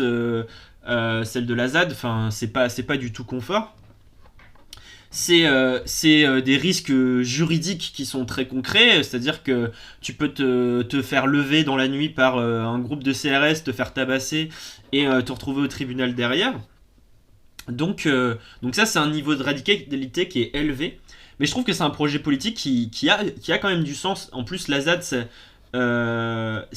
quand même un truc fort parce que moi, je trouve que c'est intéressant pour plusieurs points. À la fois, t'es dans une lutte d'opposition à un projet qui généralement c'est un projet type qui va détruire des zones naturelles, type là le plus connu c'est l'aéroport de Notre-Dame-des-Landes, mais il y en a plein d'autres en France des ZAD, hein. Je crois qu'il y a des sites qui recensent même les cartes des ZAD, vous pouvez aller voir ça. Donc il y a à la fois une lutte qui est contre un projet capitaliste et écocide, à la fois, il y a aussi un projet un projet de construction d'une autre société, d'un autre type de modèle de société, même s'il est hyper restreint et fermé sur lui-même, qui est d'essayer de créer un monde sans propriété privée, parce que évidemment les gens qui habitent dans la ZAD, ils n'ont pas acheté le lieu, où ils vivent sans argent, etc. En en produisant ce qu'ils bouffent, etc. Donc c'est assez intéressant quand même. Et puis après là, quand on parle des circuits courts, bah là c'est un degré de radicalité qui est nettement moindre. C'est comment dire, initiative écolo ou pour des gens qui sont plus insérés socialement, qui n'ont pas envie de bousculer leurs habitudes de vie et qui ont quand même envie d'être un peu en lien avec enfin en cohérence avec leurs idées écolo notamment, et donc ils vont mettre en place des alternatives locales, des AMAP, des choses comme ça, etc. Et c'est vrai que ça c'est quelque chose, enfin l'initiative locale qui a tendance à fleurir beaucoup ces dernières années, avec voilà, des échelles de radicalité qui sont extrêmement divers, et qui selon les idées politiques et puis les profils sociologiques des gens aussi, hein. Euh... Donc vivre à l'écart du système revient cependant à accepter de cantonner son action aux marges, faute de pouvoir changer l'essentiel. On ne transforme pas les rapports sociaux en s'y soustrayant à quelques-uns, pardon. Alors je redis. On ne transforme pas les rapports sociaux en s'y soustrayant à quelques-uns, observe Frédéric Lordon. Un îlot anticapitaliste ne supprime pas le capitalisme, il y laisse tous les continentaux. Pour autant, ajoute-t-il, il démontre le mouvement en marchant, ce qui est d'une inestimable utilité, à la condition bien sûr de préparer un retour vers le continent, la généralisation. Alors Frédéric Lordon, du coup, lui pour le coup, c'est typiquement un communiste, hein. D'ailleurs, il y a un livre là qui est sorti où il a écrit avec Bernard Friot, où ils explorent un peu les champs du possible du communisme en France. Je l'ai pas lu, mais il a l'air assez intéressant. Euh... Alors, camarade soviète, tu me dis c'est hors sujet, mais vu qu'on parle de la gauche, personnellement, j'aime pas la gauche d'aujourd'hui, trop réformiste pour moi. Bah, ça, on en parlera tout à l'heure, je pense un peu plus tard, notamment avec le débat qui arrive. Donc, pas de souci là-dessus. Qu'est-ce que je disais? Alors, juste, excusez-moi, je rebois un petit peu. Certes, mais la pratique de ces mouvements de type ZAD, souvent animés par des jeunes issus des classes moyennes diplômées, concerne-t-elle autant les milieux populaires? Oui, c'est vrai qu'effectivement, des gens qui sont... Merci Mathis, oui c'est ça, le livre il s'appelle En travail, c'est ça. Euh, C'est vrai que le mouvement de la ZAD, typiquement, c'est quelque chose qui... je ne vois pas comment ça peut... Enfin, c'est pas un horizon désirable pour des classes populaires qui vivent déjà dans des conditions précaires et qui aimeraient en sortir, de voir des gens qui patochent la moitié de l'année dans la boue pour essayer de produire de la bouffe, quoi. Ça, c'est clair que là-dessus, ça parle pas, quoi.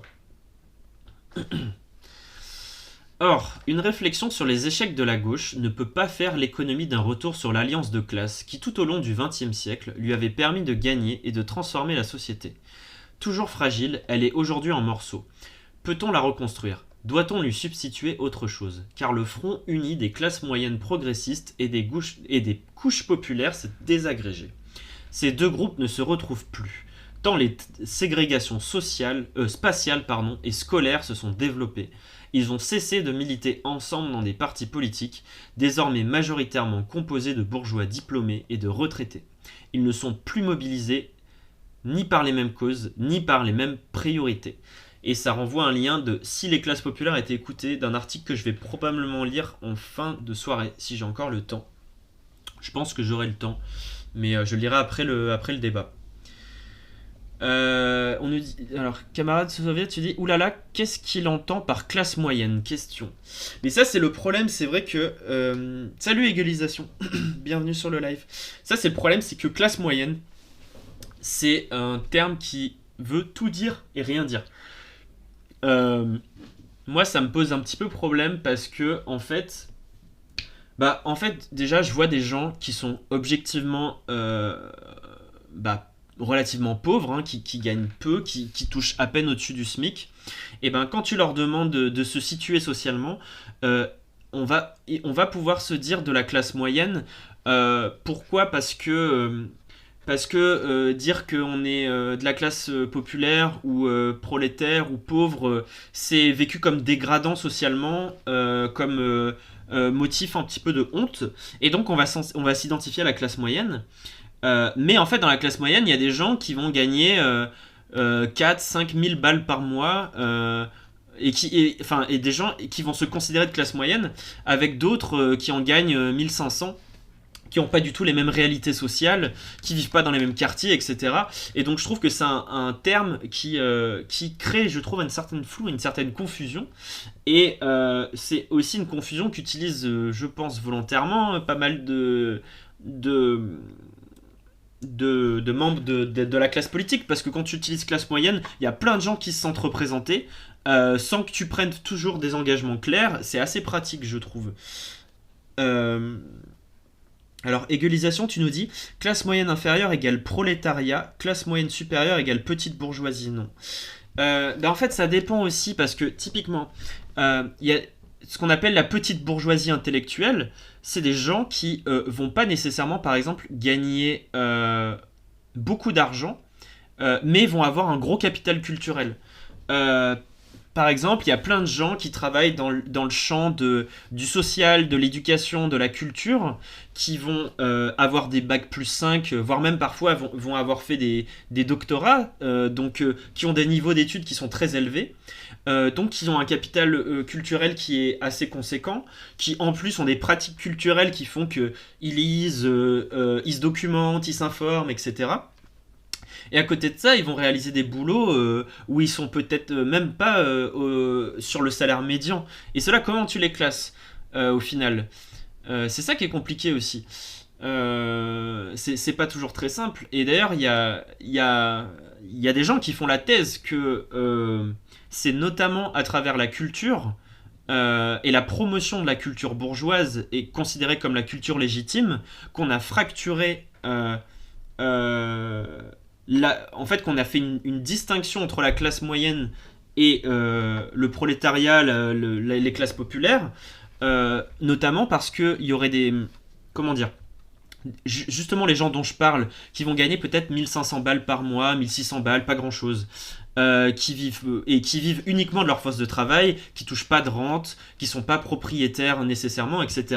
C'est des gens qui sont objectivement, qui ont objectivement des intérêts économiques qui sont les mêmes ou presque que ceux des classes populaires. Et pourtant, on peut aussi voir ces gens-là se sentir en alliance avec la bourgeoisie parce qu'ils partagent des codes culturels communs. Justement, les classes populaires leur paraîtront rustres ou beaufs ou arriérés ou je ne sais quoi, et donc ils ne vont pas se sentir en identification avec eux ou avec elles, et donc ça va créer du clivage. Ça, c'est quelque chose que... Il y a pas mal de gens dans le monde de l'éducation populaire qui font des trucs là-dessus. J'en ai parlé lors de ma dernière émission, mais je vous mets le lien. Il y a une conférence gesticulée que je trouve très bien là-dessus, d'Anthony Pouliken, qui s'appelle Une autre histoire des classes sociales, je crois. Voilà, je l'ai déjà parlé dans ma dernière émission, mais vraiment, c'est une des meilleures conférences gesticulées que j'ai vues. Je la trouve assez juste, donc je vous l'envoie. Alors, je vois qu'il y a pas mal de messages dans le chat, je relis. Camarade soviète, il dit à égalisation: dans la définition marxiste, la classe moyenne, c'est la petite bourgeoisie. Pour Marx, c'est celle qui ne travaille pas en tant que salarié, mais qui ne possède pas d'employés. Généralement, ce sont des professions libérales, artisans, petits commerçants, médecins, etc. Ouais, mais quand même, enfin, quand t'es artisan, petit commerçant, médecin, tu possèdes ton outil de production. Ce qui fait que tu fais partie de la bourgeoisie, t'es plus dans le prolétariat. Mais qu'est-ce qu'on fait des employés, par exemple, ou des petits cadres, etc. En fait, Marx, c'est super, hein, c'est vraiment génial. Je trouve que encore aujourd'hui, ça gagne à être lu. Mais en fait, aujourd'hui, il y a une multiplication des situations sociales parce qu'il y a des profils professionnels très différents. Et donc du coup, c'est difficile des fois d'appliquer la grille purement marxiste de l'époque pour analyser les mouvements, enfin les mouvements des classes sociales aujourd'hui. Je trouve que c'est pas toujours adapté, quoi. Ouais, égalisation, t'as raison. Dans les rapports de production, ils sont pas prolétaires parce qu'ils n'ont que leur force de travail à vendre. Alors, juste, je vous lis et après, je continue.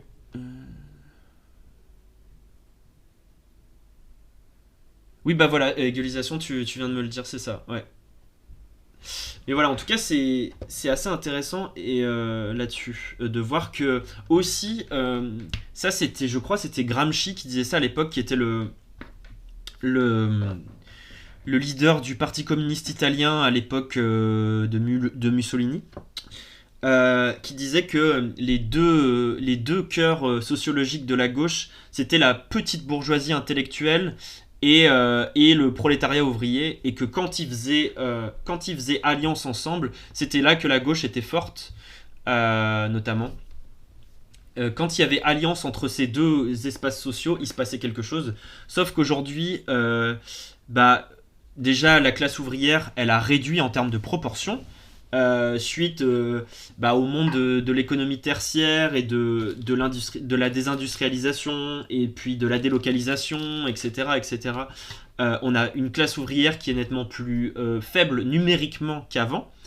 Bah, la petite bourgeoisie intellectuelle, il y a une bonne partie qui est tout à fait comment dire, tout à fait en accord avec le cadre idéologique de la pensée libérale, et donc du coup qui va pas faire alliance avec les classes populaires notamment.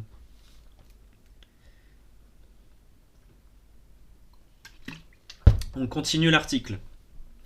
Ces 30 dernières années, la dissociation de la gauche et de l'électorat populaire a été imputée à une série de facteurs politiques, la trahison des engagements pris, économiques, tertiarisation, financiarisation, mondialisation, idéologique, l'hégémonie néolibérale, sociologique, la célébration de la méritocratie par les classes cultivées, anthropologique, la dissolution des différentes formes de vie dans la rationalité calculatrice et marchande, géographique, les métropoles contre le périurbain, culturel, lutte sociétale contre lutte sociale.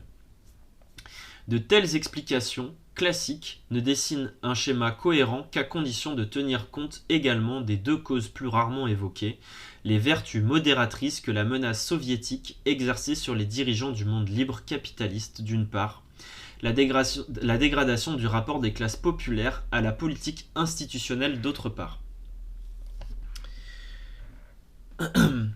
Adversaire résolu du marxisme révolutionnaire, Thomas Piketty n'en reconnaît pas moins que, donc je cite, la réduction des inégalités au XXe siècle est très liée à l'existence d'un contre-modèle communiste.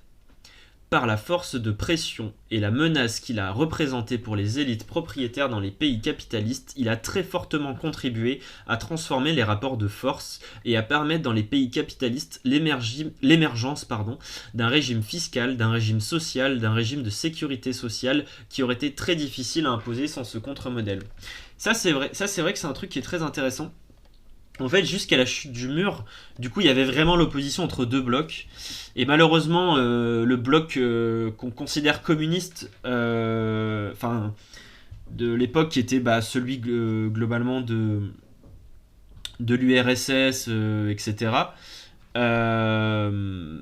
Moi, forcément, c'est pas le communisme dans lequel je me reconnais, parce que bon, il y avait un caractère extrêmement autoritaire. Qui n'y correspond pas.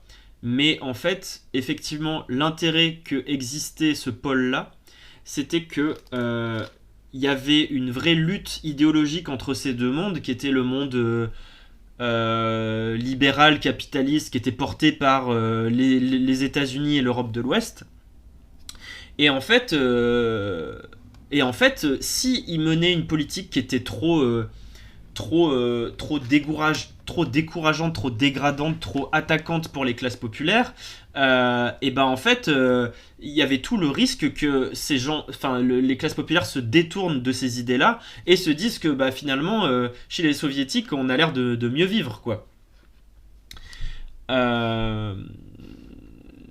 Camarade soviet, tu dis vous faites souvent des lives politiques comme ça, question. Tu me poses à moi la question. Moi je fais un live par semaine. Je parle de politique quasiment à chaque fois. Soit les lundis, soit les mardis. Enfin presque chaque semaine, ça arrive que je me loupe. Et Et voilà, et de temps en temps je fais un live d'histoire, c'est assez rare mais ça arrive quand j'ai le temps. Et voilà, donc si ça t'a plu. Ah, j'ai vu. Ah, je vois que tu viens de follow, donc cool. Et si tu veux, si tu veux voir mes anciens lives, tu peux aller sur ma chaîne YouTube où je les mets. Je te mets le lien du coup. Euh, tac. Paf.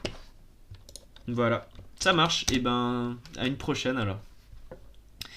Égalisation, tu me dis vraiment pas convaincu par le rôle de tension de l'URSS dans la mesure où le PCF de marché était foncièrement réactionnaire et anti-ouvrier. Oui, oui, je suis d'accord. D'ailleurs, il y a un anti-ouvrier, je sais pas, mais en tout cas, il était réactionnaire, ça c'est certain.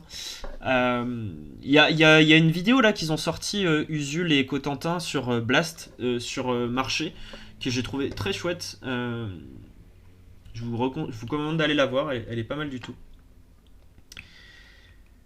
Je continue du coup. Car aussi étrange que cela puisse paraître aujourd'hui, l'Union soviétique a en effet représenté pendant des décennies, en particulier dans la fraction la plus militante de la classe ouvrière occidentale, la possibilité concrète d'un autre présent et donc d'un avenir différent, une espérance. Ouais, c'est ce que je disais un peu avant aussi. Sachant que quand on habitait en France, par exemple, on n'avait pas toute la vision de l'Union soviétique et comment ça se passait, notamment l'aspect autoritaire et tout, et que les partis communistes nationaux, typiquement le PCF, glorifiaient énormément l'Union soviétique, et tant qu'on n'était pas allé y foutre les pieds, on pouvait pas savoir vraiment non plus comment ça se passait, quoi. Donc il y avait une certaine forme d'idéalisation aussi, hein.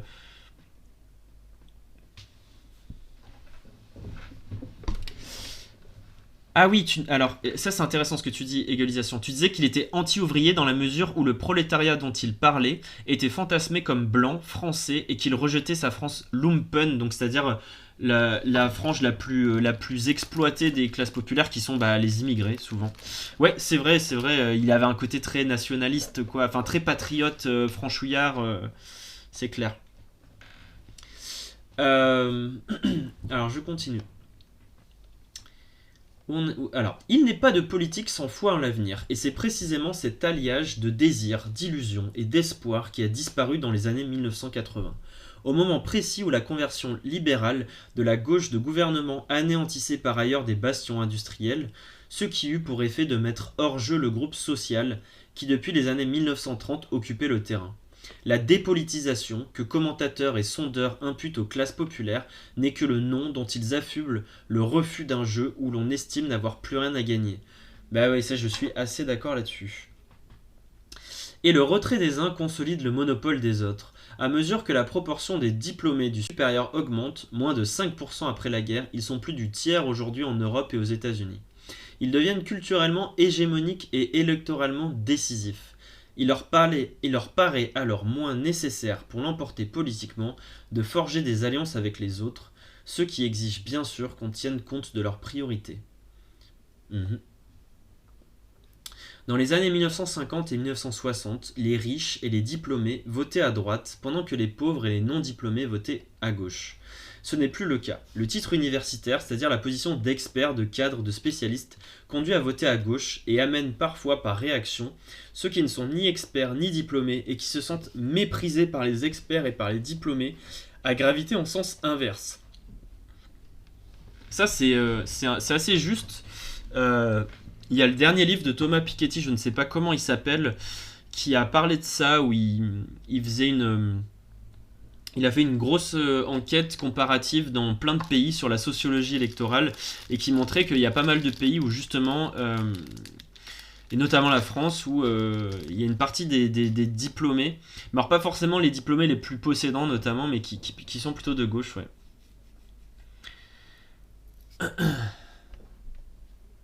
Ouais, je suis d'accord avec toi, égalisation. Euh, Le modèle américain qui suit se retrouve presque partout ailleurs en Europe. Une ville riche et intellectuelle comme New York ou San Francisco vote démocrate. Un État pauvre et rural comme la Virginie occidentale ou le Mississippi vote républicain. Mais contrairement à la situation d'il y a 30 ou 40 ans, les formations de gauche modérées, qu'elles soient socialistes, travaillistes, démocrates ou écologistes, peuvent désormais faire le pari qu'elles l'emportent, même si elles négligent les demandes de l'électorat populaire, surtout lors d'élections auxquelles celles-ci participent peu. Ça, c'est notamment vrai, ça se voit beaucoup dans certaines élections intermédiaires où, les, où ils votent moins les classes populaires, justement. Libre à elle de privilégier alors un libéralisme culturel et sociétal destiné prioritairement à la bourgeoisie éclairée. Perdre les ouvriers, ce n'est pas grave, avait conclu M. Hollande. Le sénateur de l'État de New York, Charles Schumer, lui a fait écho en juillet 2016. Pour chaque ouvrier démocrate que nous perdons en Pennsylvanie occidentale, nous récupérons 2 républicains modérés dans les faubourgs de Philadelphie. 2 mois plus tard, M. Donald Trump l'emportait en Pennsylvanie et il fut élu. Ouais, et ça d'ailleurs en France, ça a été théorisé par un think tank qui est proche du Parti Socialiste qui s'appelle Terra Nova, qui avait sorti un rapport en 2011, je crois, qui disait qu'en gros, la stratégie là, c'était... en gros, disait, en fait, il faut plus miser sur les classes populaires, il faut miser sur les petits bourgeois éduqués de centre-ville.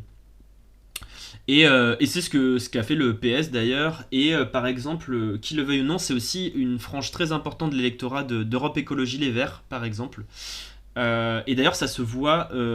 Je disais juste au-dessus que sur les élections intermédiaires, les classes populaires votent peu. Par exemple, typiquement, les élections européennes, c'est une des élections où les classes populaires votent le moins, et ça a été un des meilleurs résultats d'Europe Écologie Les Verts, parce que son type d'électorat était assez mobilisé dans ce genre de vote, par exemple. Je vais juste regarder... Ouais. Ah non, je suis presque à la fin de l'article, ok, super, parce que j'ai un peu hâte de passer au débat, pour lire un peu moins. Monsieur Dominique Strauss-Kahn avait également recommandé que les socialistes français abandonnent l'électorat populaire afin de s'occuper de façon très prioritaire de ce qui se passe dans les couches moyennes de notre pays. Brillant stratège lui aussi, il avait expliqué ce choix peu avant une élection présidentielle, celle de 2002, à l'issue de laquelle son candidat fut éliminé. Les membres du groupe intermédiaire, constitués en immense partie de salariés, avisés, informés et éduqués, forment l'armature de notre société et en assurent la stabilité. Or, tel n'était pas le cas, selon lui, du groupe le plus défavorisé, qui le plus souvent ne vote pas du tout, et dont les irruptions se manifestent parfois dans la violence. Merci. Il y a Égalisation qui a mis le rapport dont je parlais dans le chat, si ça intéresse. Il y a 20 ans, les socialistes battent la droite à l'élection municipale de Paris, tout en perdant plus de 20 villes ailleurs. Un de leurs dirigeants, Henri Emmanuelli, publie alors un article ironiquement titré « La gauche, à quel prix le mètre carré ?» Ouais, ça c'est intéressant. Et il relève « Désormais l'influence de la gauche plurielle aurait tendance à suivre le prix du mètre carré, alors qu'elle lui était traditionnellement inversement proportionnelle. » En 83 et en 89, Jacques Chirac l'avait emporté dans chacun des 20 arrondissements de la capitale. Ouais. Depuis que 2 maires socialistes se sont succédés à l'hôtel de ville, le prix du mètre carré a triplé. Symétriquement, l'extrême droite, qui recueillait à Paris 13% des voix en 98, n'en a conservé que 5% en 2017. Bien que cette année-là, Marine Le Pen ok. Au vu d'un tel renversement sociologique, il n'est pas étonnant que les classes supérieures et les diplômés donnent le ton pour la gauche et qu'ils définissent ses priorités stratégiques. Et ouais, ce qui se passe en fait, c'est intéressant, mais c'est aussi à travers... ce vote-là, il s'explique aussi parce que au cours des décennies, la stratégie, les thèmes portés par la gauche social-démocrate, la gauche modérée type Parti socialiste, c'est pas les mêmes en fait. Le tout début de l'élection de Mitterrand et ses promesses de campagne, elles étaient pour la baisse du temps de travail, pour la baisse de l'âge à la retraite, pour l'augmentation du salaire minimum, etc. Aujourd'hui, en fait, le PS, et depuis longtemps, ils prennent plus au cœur ce genre de bataille. Ils vont plutôt parler de sujets, de débats sociétaux. Comme je disais plus tôt, sur le droit des personnes LGBT ou sur des questions féministes, etc. Et c'est très bien, hein. Je pense que c'est des luttes qui sont très importantes. Par contre, le problème, c'est ils les portent de façon toujours quand même modérée et pas, c'est pas, il les porte, même sur ces questions-là, elle le porte pas de façon radicale. Mais en gros, la bourgeoisie éduquée, diplômés, c'est des questions sur lesquelles ils sont en accord. Ils ont une certaine progressisme sociétal qui est présent, mais ils se sentent pas en menace sur les questions économiques puisque on va pas amener de l'impôt sur des tranches plus aisées de la société ou des trucs comme ça. Donc ça trouve son électorat, ce parti socialiste là quoi. Même si au final, au fil du temps, il y en a une partie qui s'est barrée chez Macron même, hein. Or, ce qui compte le plus pour les uns n'est pas ce qui compte le plus pour les autres, y compris quand ils soutiennent un même parti. Quand en 2017 on demande aux ouvriers américains qui votaient démocrate d'énoncer leurs priorités, ils choisissaient le coût de la santé, le niveau de l'activité économique, l'emploi, la retraite. Les priorités des classes progressives, les classes créatives de journalistes, artistes, enseignants, sondeurs, élus, professeurs, lecteurs du New York Times, blogueurs, auditeurs des radios publiques, étaient dans l'ordre l'environnement, le changement climatique, le coût de la santé et l'éducation. Ça aussi, c'est vrai que la question écologique, je la nie pas du tout. C'est une question qui est majeure, centrale, qui est une urgence, etc. Mais ça reste une préoccupation qui est plutôt de l'ordre de la bourgeoisie, parce que, en gros, quand vous êtes bourgeois, quand vous êtes dominant économiquement, quand vous n'avez pas de problème sur le marché de l'emploi, quand vous savez que vous allez pouvoir offrir une bonne éducation à vos enfants, quand vous savez que vous pouvez vous soigner correctement, quand vous savez que votre retraite sera bonne, et ben la seule chose qui peut vous inquiéter, c'est de perdre tout ça. Et qu'est-ce qui peut vous faire perdre tout ça? C'est le réchauffement climatique et le fait qu'il y aurait une sorte d'effondrement économique dû à des catastrophes écologiques, etc. Et donc, c'est aussi logique qu'il y ait une partie de la bourgeoisie qui classe comme importante les préoccupations écologiques, même si, encore une fois, ça reste dans la modération, parce qu'une écologie conséquente, à mes yeux, c'est une écologie qui va être anticapitaliste, parce que je vois pas comment tu peux régler les problèmes de changement climatique si tu encadres pas la création de la richesse, etc. Et ça, en fait, ça c'est pas ce que propose l'écologisme tiède que va incarner par exemple Jadot là à la présidentielle, en fait. Ce sera pas ça du tout. Alors il y a Zéléaco Drenu, salut, je vois que c'est la première fois que tu viens, donc bienvenue. Tu me dis le problème n'est pas l'écologie mais la surpopulation, trop de population. C'est pas que la surpopulation en fait, il y a la surproduction, il y a un certain nombre de productions qui sont inutiles, un certain nombre de productions donc, qui sont surinvesties. Il y a aussi des gens qui possèdent beaucoup trop, et donc il y a de la suraccumulation de capital et de richesse qui crée des problèmes écologiques, quoi. Il y a toutes ces questions-là qui rentrent en compte.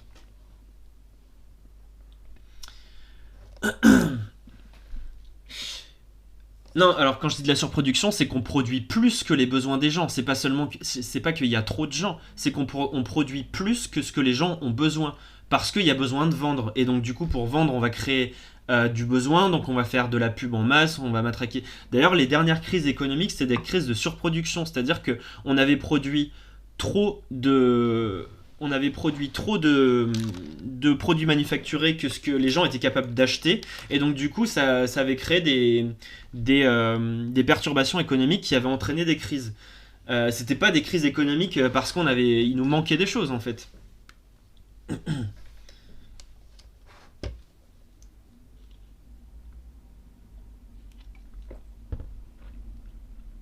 Oui, je suis d'accord, je veux bien entendre ce que tu dis. C'est pas la population, c'est pas la cause, mais c'est un facteur aggravant. Ça, j'entends, il y a du sens là-dessus. Ok. Mais moi, en fait, je vous avoue que ça me fait toujours peur, la surpopulation. Quand quelqu'un dit le problème c'est la surpopulation, ça me fait un peu toujours peur. Parce que, j'ai toujours peur de la phrase d'après qui va être un glissement. Enfin, comment dire, je te connais pas, hein, peut-être que c'est pas du tout ce que tu vas amener comme problème, mais il y a des gens qui vont tenir ce discours-là et puis qui vont dire que du coup, il y a trop de surpopulation, donc du coup, il va falloir réguler. Et puis des fois, ça crée des discours très autoritaires sur on veut avoir le contrôle sur la natalité des gens, ce que moi je trouve inquiétant. Ou des discours raciste, xénophobe, où en fait on va considérer qu'il y a trop d'Africains ou il y a trop de Chinois et que ce sont eux nos ennemis. Et ça, moi, ça me pose problème. Donc c'est pour ça que je suis un peu prudent, même si dans le fond, je suis bien d'accord que plus on est nombreux, plus ça crée des questions écologiques. Il n'y a pas de souci là-dessus. Euh, Qu'est-ce que tu dis dans le chat? Avec les ressources à la disposition de l'humanité, le volume de la population actuelle est largement gérable si on organise la production. Je suis assez d'accord avec ça. Notamment, on produit de quoi nourrir 12 milliards de personnes. Et pourtant, je sais plus combien il y a de gens, mais qui meurent de faim chaque année. Donc, moi, je pense que c'est des questions d'organisation politique et économique en premier lieu, plutôt que des questions démographiques. Même si la question démographique a un impact, ok. Je continue, j'ai presque fini l'article, après on passera au débat du coup. Une dissonance de ce type ne recoupe pas forcément le clivage entre modérés et radicaux. Ainsi, le Parti travailliste britannique a essuyé un échec retentissant en 2019, peu après que son dirigeant Corbyn, cédant à la double pression des députés blairistes qui le détestaient et des étudiants radicaux qui le soutenaient, a annoncé qu'en cas de victoire, il organiserait un second référendum sur le Brexit. Or, la sortie de l'Union européenne, honnie par les classes moyennes diplômées, modérées comme radicales, avait été plébiscitée dans les circonscriptions travaillistes les plus populaires du nord de l'Angleterre. Le choix européen de M. Corbyn en fit tomber des dizaines dans l'escarcelle du Parti conservateur. La leçon est évidente. Si la gauche veut reconquérir l'électorat qu'elle a perdu, mieux vaut qu'elle évite de mettre en avant les thèses de débat les plus susceptibles de le mécontenter. La droite, Twitter et les médias s'en chargent déjà. Quand les temps sont difficiles, l'exigence de bonnes nouvelles augmente. Or, avec la crise sanitaire, les mobilisations qui signalent une gauche offensive se font plus rares, ce qui accroît le repli individuel, la mélancolie du monde d'avant, la focalisation du débat public sur les obsessions identitaires de l'extrême droite. Ça c'est clair, je suis bien d'accord avec ça. Autant d'éléments constitutifs d'une politique de la peur qui, si la gauche y cédait, la conduirait à ne plus rien proposer d'autre qu'une défense des conquêtes du passé ou un rafistolage électoral destiné à éviter que le pire advienne. Mais dans une telle hypothèse, c'est souvent autour de la proposition la plus modérée, la plus timorée, la moins susceptible de déboucher sur quelque rupture que ce soit avec l'ordre existant que le barrage s'organise. Messieurs Hollande et Emmanuel Macron, plutôt que M. Mélenchon en 2012 et en 2017, Mme Hillary Clinton et M. Joseph Biden plutôt que M. Sanders en 2016 et 2020. Au risque alors de voir l'eau monter encore la fois suivante. Bah ouais, ça je suis bien d'accord là-dessus. Las de ne mener que des combats défensifs contre le socialisme de l'après-guerre, les architectes du libéralisme comme Friedrich Hayek avaient choisi une toute autre voie. Ils avaient invité leurs partisans à privilégier une aventure intellectuelle, un acte de courage, un véritable radicalisme. Aujourd'hui, ce conseil vaut pour la gauche, son respect scrupuleux des règles du jeu économique et politique, mise en place depuis 30 ans par ses adversaires, la conduirait en effet à un nouvel échec assuré. La triple urgence, écologique, sociale, démocratique, réclame au contraire qu'au véritable radicalisme libéral désormais triomphant, et dont la poursuite signifierait à terme la destruction de la société et la fin de l'humanité. On oppose une radicalité inverse, avec cette fois la certitude qu'une gauche presque uniformément intellectuelle et méritocratique ne sera ni égalitaire, ni populaire, ni victorieuse. Moi je suis assez convaincu que pour gagner, la gauche, il faut qu'elle soit radicale aussi. Il y a souvent le mot de...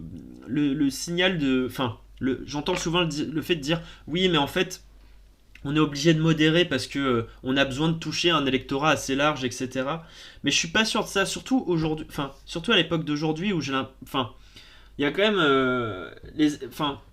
il y a un certain nombre de candidats qui sont assez jusqu'au boutiste dans leurs idées ou dans leurs formules, etc., qui ont un certain écho, une certaine popularité. Là, ça s'est clairement vu, par exemple, dans les primaires de la droite, où à droite, dans la primaire de la droite, là, chez LR, c'était la course à celui qui allait dire la phrase la plus choc, la plus radicale, etc. Et je pense qu'à gauche, il faudrait aussi faire la même chose. Et à gauche, en fait, contrairement à la droite qui se décomplexe à fond et qui est hyper à l'aise sur ces thèmes, Enfin, il y a quand même beaucoup de pudeur, où on va toujours essayer d'amoindrir un peu la force des propositions, des chocs, etc. Et je pense honnêtement que c'est pas la bonne stratégie aujourd'hui pour convaincre. Je me trompe peut-être, mais voilà. Dernier petit paragraphe. En prétendant faire de son analyse le tombeau du néolibéralisme et à supposer que ses actes épousent cet engagement, le nouveau président chilien Gabriel Boric énonce l'objectif à poursuivre. Dire que le chemin sera escarpé relèverait évidemment de la litote, mais un jour qu'on l'interrogeait sur son optimisme inébranlable, Noam Chomsky eut cette réponse. Je cite: vous avez deux choix possibles. Vous pouvez dire je suis pessimiste, rien ne va marcher, je renonce, et je garantis ainsi que le pire va advenir. Ou vous pouvez vous saisir des possibilités qui existent, des rayons d'espoir, et dire que peut-être on va construire un monde meilleur. En fait, ce n'est pas vraiment un choix. Ok, fin de l'article. Bon, ils finissent sur une petite phrase du genre soyons optimistes, ça va aller. Mais on va voir ce que ça va donner, le Chili, je sais pas du tout. Moi je suis curieux. Je suis curieux de voir. Je suis pas hyper optimiste, mais on verra. On verra, on verra. En tout cas, super article. Je sais pas ce que vous en avez pensé. Moi j'ai bien aimé. Si vous, il y a plein d'autres articles sur le même thème en gros, sur l'édition de ce mois-ci du Monde Diplo. Moi là je suis abonné à la version ligne, mais il y a la version papier que vous pouvez acheter aussi dans les presses, les bureaux de tabac, tout ça. Donc vraiment ce dossier a l'air assez chouette, j'ai pas encore tout lu. Et il y a notamment aussi pas mal de trucs sur du coup la gauche à l'étranger, en Allemagne, en Espagne, je sais plus où d'autres, mais voilà. Là, je vous propose, qu'on passe à la suite. On va du coup se mater un